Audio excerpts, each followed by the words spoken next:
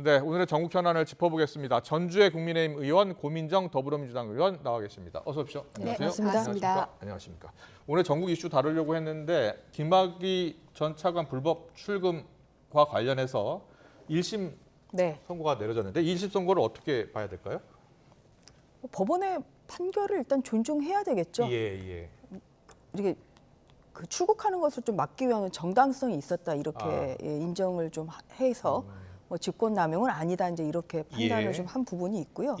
그 다만 이제 이규원 검사에 대해서는 또 검사장이 승인을 받지 않았음에도 불구하고 지금 검사장 그 명의를 도용하지 않았습니까? 이 부분은 그 징역 4월에 이제 선고 유예가 나왔습니다. 이게 유죄죠. 그래서 뭐 이 부분은 또 굉장히 유의미하다고 생각하고 있습니다. 그리고 좀 있을 3시에는 또 이성윤 전 중앙지검장에 대한 선고가 있기 때문에 지금 뭐 비슷한 이런 사안으로 좀 기소가 됐죠. 그래서 그 결과도 좀 지켜봐야 될 것 같습니다. 알겠습니다. 고민정 의원님은 당시에 청와대에서 근무하셨었나요? 저는 이번 이 판결을 보면서 얼마나 검찰이 무리한 기소를 남용하고 있는가를 볼 수 있는 사건이라고 생각을 합니다. 지금 현재에도 검찰의 기소가 너무나 이게 방만하게 운영되고 있다는 문제 지적들이 있는데요. 결국은 이제 법원에서 판단을 기다리려면 시간이 또 흐를 수밖에 없기 때문에 국민들의 요구 사항도 정말 포인트로 해서 기소할 것만 기소해야 된다 하는 점을 검찰이 다시 한번 생각했으면 좋겠습니다. 알겠습니다. 자, 오늘 정치권 이슈 시작해 보겠습니다. 먼저 이재명 대표 영장 청구 여부를 조만간 결정하겠다라는 검찰의 어제 발표가 있었습니다. 이 대표는 강하게 반발을 하고 있는 것이고요. 자, 그런데 일단 영장 청구를 하겠다라고 한 것은 아니고요. 영장 청구 여부를 결정하겠다라고 했잖아요. 전주 의원님은 어떻게 전망하세요? 좀 빨리 그 여부는 좀 결정을 해야 되겠죠. 영장 청구를 할 것 같습니까? 어떻습니까? 저는 할 가능성이 크다고 생각합니다. 왜냐하면 이제 뭐 이렇게 범행에 그러니까 그 뭐 정도 뭐 이런 걸 봤을 때 주범이 있고 뭐 그 다음에 또 단계별로 또 관여한 사람들이 있지 않습니까? 그러면은 뭐 대장동 같은 경우는 이제 뭐 국민의힘에서도 그렇게 주장을 하고 있고 사실 많은 국민들이 사실 대장동에 설계를 하고 대장동 당시의 사업 당시의 최종 결재권자가 지금 성남시장이었던 이재명 당시 대표이기 때문에 그러니까 당연히 이제 가장 중요한 핵심적인 주범이라고 보고 있죠. 그런데 넘버 3가 지금 다 구속돼 있는 상태 아니겠어요? 뭐 정진상 실장, 그리고 또 김영천 부원장, 그리고 또 유동규, 뭐 김만배 이런 넘버 2, 넘버 3가 지금 다 구속이 돼 있기 때문에 구속이 돼 있었죠. 그래서 그런 점에서 넘버 1인 결국은 그 이재명 당대표에 대한 영장 형평성상 청구할 수밖에 없다. 저는 그렇게 보고 있습니다. 최근에 이와 관련해서 이제 정성호 의원이 김영전 부원장이나 정진상 전 실장을 면회한 것을 놓고서 또 공방이 이어지고 있잖아요. 그래서 정성호 의원 같은 경우에 이제 영장 청구를 앞두고 이게 언론 플레이하는 것 아니냐 이런 이야기를 했어요. 자, 민주당에서는 어떻게 보고 있습니까? 사실 최근에 이렇게 언론을 통해서 검찰의 그 수사 내용들 혹은 면회 장소에서 이런 내용들도 일반인들이나 혹은 기자들이 절대로 접근할 수 없는 것임에도 불구하고 이 공무상 기밀들이 계속 누설되고 있는 게 반복되고 있습니다. 어찌 보면 윤석열 정권이 범죄자를 양성하고 있다는 생각마저도 들 정도인데요. 감사원의 감사 직원들, 뭐 국세청의 세무감사했던 사람들뿐만 아니라 검사들 그리고 이번에도 면회하는 장소에는 분명 교도관이 있었을 텐데 누군가는 그것을 발설했기 때문에 세상에 나온 것 아닙니까? 이런 공무상 기밀이 누설되고 있는 것을 정부가 오히려 뒷짐지고 있는 것을 보면 방조하는 것이라는 생각밖에 좀 안 듭니다. 혹시 방조하는 것 아니냐? 저희가 지금 그래픽을 좀 정리를 해봤는데요. 12월 9일 김용전 부원장을 이제 접견한 것으로 지금 확인이 되고 있고요. 이화영 전 평화부지사 접견 내용은 이제 오늘 보도로 알려졌습니다. 그리고 올해 1월 17일, 18일 정진상 전 실장을 접견했는데 그 전날요 김성태 전 쌍방울 회장이 압송된 날이었습니다. 그러니까 그 다음 날 정진상 전 실장을 접견한 것입니다. 이를 두고서 이 민주당에서는 입막음하려는 것 아니냐 이런 주장이에요. 어떻게 보세요? 입막음은 지금 정성호 의원이 입막음하려고 지금 만난 거 아니냐 사실 이제 그런 의혹이 많이 생기죠. 왜냐하면은 지금 만난 시점을 보면 특히 정진상 전 실장 같은 경우는 김성태 쌍방울 전 회장이 국내에 송환된 1월 17일 그 다음 날인 1월 18일에 지금 만났다는 거거든요. 만난 시점은 굉장히 중요합니다. 그리고 또 거기에서 나오는 지금 말이 언론 보도에 따르면 뭐 이대로 가면 이재명 당대표가 뭐 대통령도 된다. 또 알리바이를 만들어라.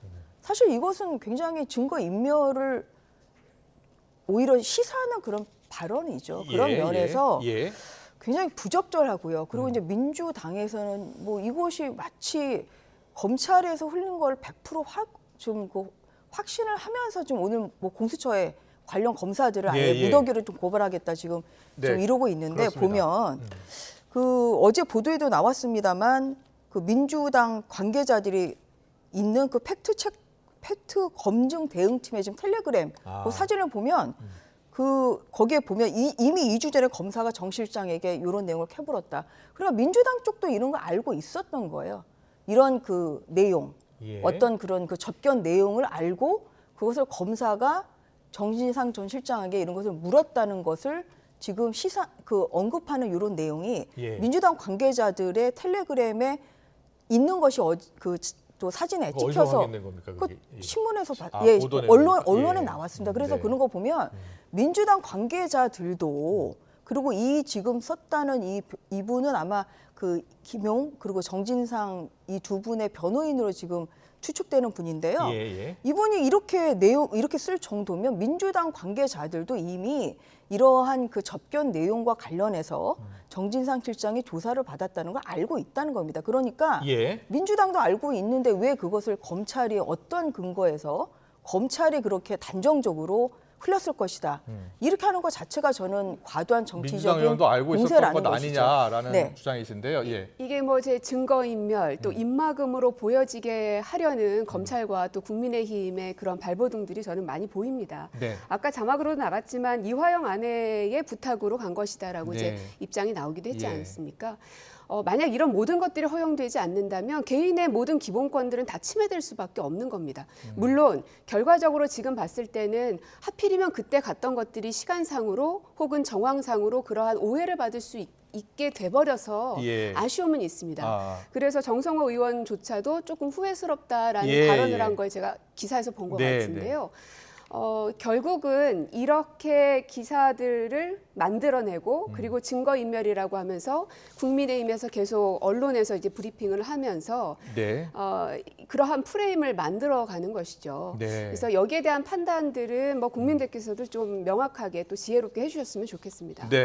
자, 이재명 대표 영장 청구 여부가 조만간 결정이 될 텐데요. 전주의원님께서는 이제 청구할 가능성이 높다라는 말씀 해주셨잖아요. 그런데 이제 영장 청구를 하려면 이제 체포 동의안이 국회에서 처리가 돼야 되잖아요.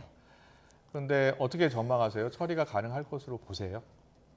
저는 부결될 가능성이 훨씬 크다고 보고 부결될 있습니다. 가능성이 높다. 왜냐하면은 뭐 이재명 당대표가 사실은 뭐 그 출마에서부터 방탄용 출마 아니냐 사실 이러한 비난을 많이 받았죠. 그리고 본인의 이제 인천 계양을 출마도 그렇고 그래서 결국은 이 국회의원이라는 또 부채코 특권을 가지고 수 있는 이러한 또 방탄복을 입지 않았습니까? 이제 거기에 더해서 당대표 이제 출마를 또 한 것도 본인의 수사를 무마하기 위한 방탄용 아니냐 사실 이제 그러한 의혹의 시선이 많았죠.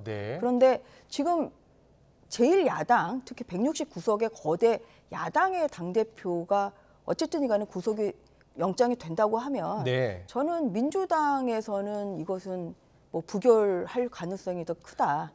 지금 언론 보도에서는 지금 재적 의원 과반이 아니라 과반 이상의 의원들이 출석하고 또 거기서 과반 이상이 찬성을 해야 되는 거 아닙니까? 그래서 저희가 아까 표를 보여드린 것은 민주당, 뭐 국민의힘, 정의당 또 무소속 의원들 모두 다 재석을 해서 투표를 할 경우에 가결되려면 민주당에서 28명 이상이 찬성표를 던져야 한다는 거예요. 근데 이게 예. 무기명 투표이기 때문에 사실은 누가 어떤 표를 찍는지 그렇죠. 알 수가 없습니다. 확인할 수가 없고 말로는 부결시켜야지 해놓고 가결을 누를 수도 있고 가결을 해야지 하면서도 부결을 할 수가 있는 게 그 당시 그 노웅래 의원님 체포동의안 당시에도 국민의힘 의원들 가운데서 일부는 부결을 한 사람들이 있더라. 뭐 이런 얘기들도 막 들렸거든요.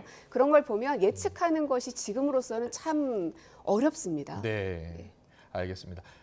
뭐 부결될 가능성이 높다고 네, 그때 하셨는데. 노웅래 의원님 같은 경우 161명이 반대를 했죠. 네. 그래서 저는 이제 그것보다 더 많은 숫자가 아마 부결을 오히려 반대를 할 거다, 좀 그럴 가능성이 높다고 보고 있습니다. 왜냐하면은 사실 이재명 대표에 대한 체포 동의안이 가결이 된다고 하는 건 사실 굉장히 큰 민주당의 위기죠. 네. 물론 기소 자체도 민주당의 어마어마한 위기입니다만 사실 구속된다는 것은 굉장히 큰, 뭐 체포 동의안이 가결되는 것 자체도 굉장히 큰 위기 아니겠습니까? 그렇기 때문에 그런 면에서 결국은 체포 동의안이 국회에서 상정이 되는 순간 위기의식을 가지고 저는 부결을 할 가능성이 크다. 그렇게 보고 있고요. 더더군다나 저는 좀 그 노웅래 의원 그 체포 동의안 때 보면 한동훈 장관이 또 나와서 설명을 해요. 그렇죠. 근데 민주당 의원님들 한동훈 장관만 보면 사실 굉장히 경계를 해야 된다 그러나? 굉장히 또 위기의식을 많이 느끼는 것 같아요. 그래서 뭐 또 이 이재명 대표에 대한 체포 동의안이 국회에서 상정이 될 때 한동훈 법무부 장관이 또 거기에 대한 구속의 이유 뭐 이런 것을 또 설명하지 않겠습니까? 이제 그러면은 뭐 좀 고민하시다가 결국은 부결로 그렇게 오히려 결집을 할 가능성이 좀 더 크지 않나 그렇게 생각합니다. 민주당에서는 이걸 당론으로 결정을 하지 않고 자유투표로 할 생각인 거죠. 그 전에도 이제 그랬었기 때문에 아무래도 이제 그렇게 생각하시는 경우들이 많고요. 조금 전에 이제 한동훈 장관에 대한 민주당 의원들이 위기의식을 느끼는 것 같다라고 말씀하셨는데 저는 거기에 동의할 수 없고 뭐 그럴 만한 가치가 있는 영역은 아닌 것 같습니다. 왜냐하면 그 당시에 한동훈 장관이 나와서 그야말로 이제 검찰에서 해야 될 이야기들을 법무부 장관이 했기 때문에 거기에 대한 부적절성에 대해서 이제 민주당 의원들이 지적한 바는 있었던 것이고요. 그리고 이번에 이 체포동의안에 대해서 가결이냐 부결이냐를 논의하고 있지만 저는 검찰이 체포동의안을 내놓는 것 자체가 저는 부적절하다고 생각합니다. 왜냐하면 검찰은 기소권이 있지만 법원은 구속영장에 대한 판단을 할 수 있는 영역은 법원에게 있는 겁니다. 하지만 지금의 제도로는 법원에서 판단을 받기 전에 국회에서 체포동의안 여부를 가리게끔 돼 있어서 저는 좀 비정상적이라고 보고요. 만약에 국회에 그런 권한을 줄 거면 법원이 보는 만큼 검찰에서 어떠한 것을 수사했는지 그리고 변호인단은 어떤 내용에 대해서 방어하고 있는지를 국회의원들이 명명백히 다 듣고 나서 판단할 수 있어야 되는데 아무것도 없는 상태에서 판단해야 되는 지금의 좀 기형적인 상황이 좀 바뀌었으면 하는 생각도 있습니다. 이정미 정의당 대표 같은 경우에는 불체포 특권 내려놔야 된다라는 입장이고 또 이재명 대표도 대선 때 공약을 하지 않았느냐. 그리고 이야기를 들어보면 불체포 특권 내려놓고 법원에 가서 일반인들과 같이 똑같이 영장실질심사를 받으면 되는 것 아니냐 이렇게 이야기하더라고요. 그러나 지금으로서는 법원에서 먼저 할 수 있는 영역은 아니고 검찰에서 체포동의안이 국회로 오게 되면 저절로 몇 시간 안에 이 가부를 가려야 되는 거잖아요. 선택의 여지가 없는 걸로 알고 있습니다. 저는 그 고 의원님 말씀에 좀 동의가 좀 어렵고요. 그렇기 때문에 법무부 장관이, 왜냐하면 검찰총장이 와서 설명할 수 있는 게 아니죠. 왜냐하면 이것은 법적으로 이거는 법무부 장관이 와서 설명을 해야 되는 그러한 지위에 있는 것이고요. 그것을 법무부 장관, 검찰총장이나 검사가 아니라 법무부 장관이 하는 것이 저는 뭐 문제라고 생각하지 않습니다. 그거는. 그다음에 아까 말씀하신 대로 그 청구를 하는 입장에서는 세 가지입니다. 이제 영장 청구의 발부 요건은. 그러니까 일단은 이런 사실, 범죄의 사실이 결국은 소명이 됐냐. 법원에서요. 그다음에 뭐 도망의 염려, 증거인멸의 염려, 사실 요 세 가지거든요. 그것을 노웅래 의원 체포 동의안 때도 한동훈 장관이 설명을 한 거예요. 바스락거리는 소리가 났다. 뭐 이런 게 사실 구체적인 증거 아니겠어요? 그것을 설명을 듣고 판단하시면 되는 거죠. 그래서 오히려 증거를 본다는 건 방대하기도 하고 이게 뭐 여러 가지가 이것은 불가능한 것이고요. 그래서 그러한 부분에 있어서 충분히 그것은 장관으로서는 동의안을 청구하는 입장이기 때문에 그 왜 동의가 필요한지에 대해서 자세한 설명을 당연히 하는 것이 필요하고요. 만약에 필요하다고 하면 어떠한 그런 뭐 법 개정을 통해서 뭐 반론권을 뭐 반론권도 있죠. 저번에도 노웅래 의원이 본인의 반론권 행사하지 않았습니까? 이번에도 되면은 이재명 대표가 거기에 대한 반론권을 하는 것이고요. 그래서 그러한 부분에 있어서 충분히 듣고 있는 의원들이 어느 체포 동의안의 뭐 찬성이나 부결에 대한 판단은 저는 충분히 하실 수 있는 정도의 시간은 된다. 그러니까 결국은 법무부 장관이 어떤 정치적 중립성을 잃어버린 것을 국민의힘에서도 인정하고 계시는 겁니다. 어쨌든 이 모든 사안에 대해서 특히나 법을 관장하는 곳이기 때문에 늘 한동훈 장관이 입버릇처럼 했던 이야기가 개별 사건에 대해서 언급하지 않겠다. 왜냐하면 중립적인 위치에 있어야 하기 때문에 어떤 장관보다도 훨씬 더 민감하게 해야 되는 것이죠. 알겠습니다. 영장 청구 여부 아직 결정된 것 아닙니다. 영장 청구 여부를 아직 결정한 건 아니고요. 좀 금명간, 그러니까 금명간을 사전 찾아보면 오늘이나 내일이었거든요. 근데 뭐 언론에서는 이번 내일이나 모레 글피쯤 뭐 가능할 것이다 이렇게 나오고 있는데 아직 영장 청구 여부가 방금 이제 정치적 중립성 얘기하시는데 그거는 법률상 그렇게 돼 있기 때문에 나와서 설명하는 것 자체가 정치적 중립성을 어긴 건 아니고요. 저희 국민의힘이 얘기하는 것처럼 오히려 선거 기간 동안 대선이나 뭐 그동안의 선거에서 뭐 그 민주당원 오히려 법무부 장관 이전에 내가 민주당원이라고 얘기한 박범계 법무부 장관이나 아니면 그 추미애 전 법무부 장관 사실 이런 분들이 오히려 정치적 그 자리에 있다는 것 자체가 오히려 정치적 중립성을 굉장히 의심받게 할 수밖에 없는 것이죠. 알겠습니다. 여기까지 듣고요. 국민의힘 상황 들어보겠습니다. 어제 보수의 텃밭인 부산에서 국민의힘 전당대회 두 번째 합동 연설에 있었습니다. 오늘은 TV 토론을 앞두고 있는데요. 김기현, 안철수 후보의 어제 이야기 듣고서 국민의힘 상황 들어보겠습니다. 오늘 제가 부산의 자랑스러운 오선 의원 조경태 의원과 만나 둘이 손잡고 김기현을 대표로 만들자고 합의를 봤습니다. 김조연대, 김나연대 잘했죠? 통합은 제가 전문가입니다. 여러분 맞죠? 세상에 대통령 성공을 바라지 않는 여당 대표도 있습니까? 따라서 당대표 후보라면 대통령 탄핵 운운하면서 흑색 선전으로 당의 분열과 위기를 조장하면 안 됩니다. 그런 사람은 당대표 후보 자격 없습니다. 네, 김나연대 나왔고요. 이제 김조연대도 나왔습니다. 김기현 의원, 또 안철수 의원 그런 후보는 당대표 될 자격이 없다라고 맞서고 있는데요.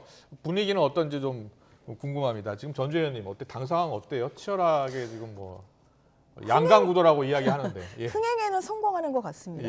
뭐 제주도도 굉장히 많은 당원들이 오셨고요. 이제 어제 열렸던 부산 합동 연설에는 뭐 한 2,000명 정도 인원이 수용할 수 있는 곳이었는데 뭐 한 5,000명 정도 좀 왔다 뭐 이런 보도까지 나올 정도로 굉장히 후끈 달아오르는 좀 그런 면에서 이제 흥행에는 성공하고 있다. 그리고 국민들의 관심을 받는 데는 좀 성공하고 있다. 이렇게 생각하고 있습니다. 그렇습니까? 저기 민주당에서는 어떻게 보고 계세요? 네, 뭐 연대가 계속 많이 나오네요. 뭐 참 많은 연대가 있는데 저는 통합이라고 보여지기보다는 블랙홀 연대 같다는 생각이 좀 많이 듭니다. 블랙홀 연대요? 네, 결국에는 김기현 후보와 이제 윤석열 대통령 간에 서로 이렇게 좀 합이 맞는 것이지 않겠습니까? 왜냐하면 김기현 후보님께서는 절대로 입에 올려서는 안 되는 대통령 탄핵이라는 단어를 올렸음에도 불구하고 그냥 스리슬쩍 이렇게 넘어가져 버리고 있는 상황이거든요.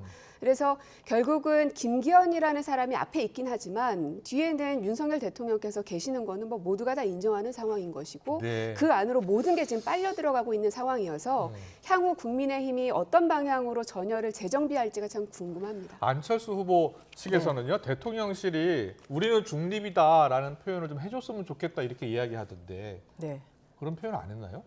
그런 표현을 굳이 할 필요가 있을까 저는 그런 생각이 듭니다. 그런 표현하는 것 자체가 굉장히 부적절하고요. 그것은 그리고 뭐 대통령께서 또 당원이시기 때문에 어차피 뭐 어떤 한 표는 또 행사하실 수밖에 없는 거고요. 예. 그래서 그냥 지금 뭐 어떠한 그 대통령실에서 뭐 어떠한 그런 뭐 표현이나 이런 게 나오는 것은 당원이기 아니죠. 때문에 이야기할 수 있다. 뭐 네. 이런 이야기도 나오고요. 네. 맞습니까?